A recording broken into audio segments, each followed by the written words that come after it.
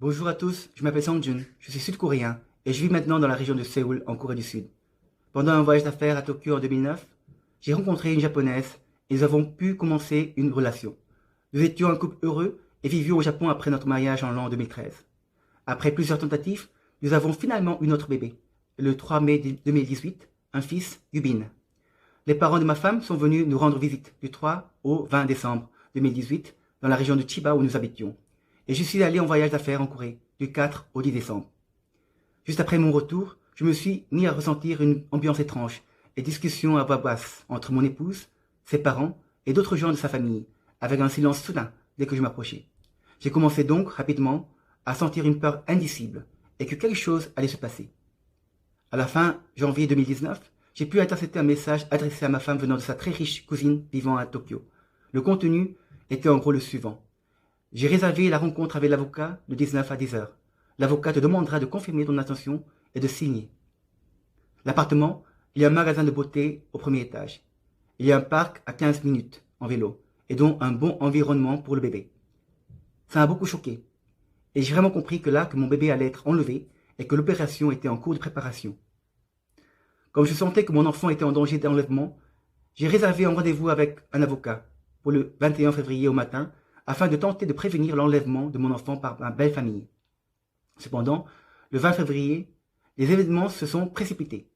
Alors que je travaillais chez moi, au deuxième étage de notre maison au Japon, mon épouse m'a appelé depuis le premier étage à 17h31 pour me demander d'aller acheter du poulet afin de préparer un bon repas. Elle a ajouté qu'il fallait que je me dépêche, car elle avait vraiment très faim ce soir. Ce qui est inhabituel, car nous dînions généralement très tard, vers 21h ou même 22h, c'est-à-dire après que notre bébé se soit endormi.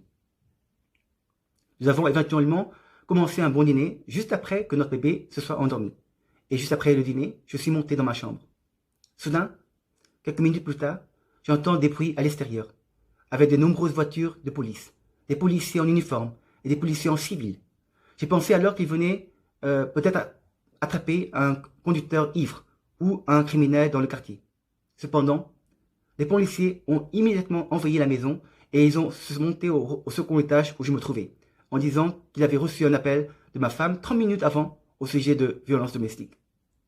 Ils m'ont demandé de rester dans ma chambre et pendant que je restais là-bas, ils ont procédé à l'évacuation de ma femme et du bébé avec toutes leurs affaires. Au premier étage, j'ai même entendu la voix de sa tante. Si je me souviens bien, il y avait environ 20 policiers au plus et environ 7 voitures à l'extérieur.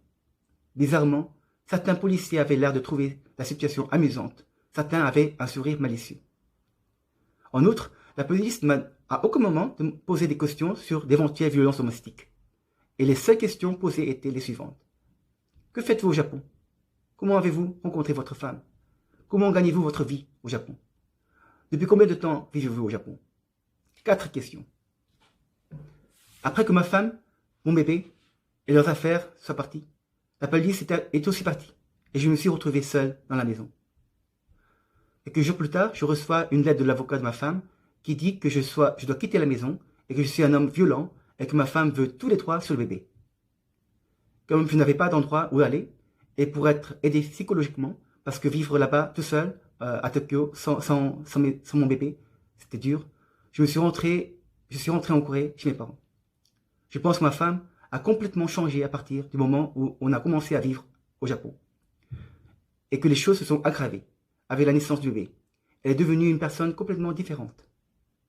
Actuellement, ce qu'ils veulent, c'est la garde exclusive et complète de notre bébé, acter un divorce et une très grosse pension alimentaire mensuelle. Si j'accepte, ils m'ont dit qu'ils me montreraient de temps en temps une photo de mon enfant, mais sans rencontre.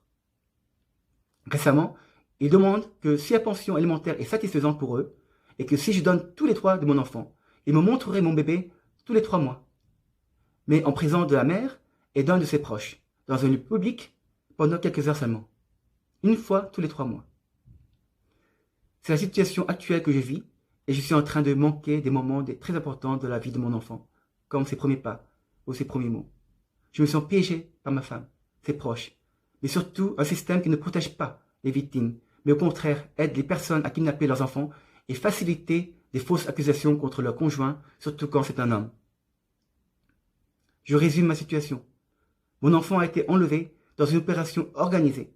je suis faussement accusé de violence domestique et les présents utilisés comme un instrument pour me faire payer de l'argent comme une rançon dans une prise d'otage. Je suis totalement à la merci de ma femme qui a kidnappé mon enfant et je n'ai aucun accès à celui-ci.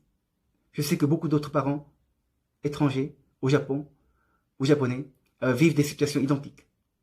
Je souhaiterais que les kidnappeurs d'enfants ne soient plus aidés et que ces actes comme le fait d'inventer des fausses accusations soient reconnus comme des actes criminels et punis comme tels. Ce n'est malheureusement pas du tout le cas aujourd'hui. Je voudrais aussi profiter de cette occasion pour remercier tous les Français, tous les étrangers et tous les Japonais qui se battent pour faire évoluer ce système qui détruit des gens et ne protège pas nos enfants. Et j'ai aussi un message pour mon fils Yubin. 유빈아, 아빠 유빈이 사랑해. 많이 보고 싶고 포기하지 않을 거야. 조금만 기다려줘. 사랑해 유빈아. Et aussi, j'ai un message pour le Japon. Merci.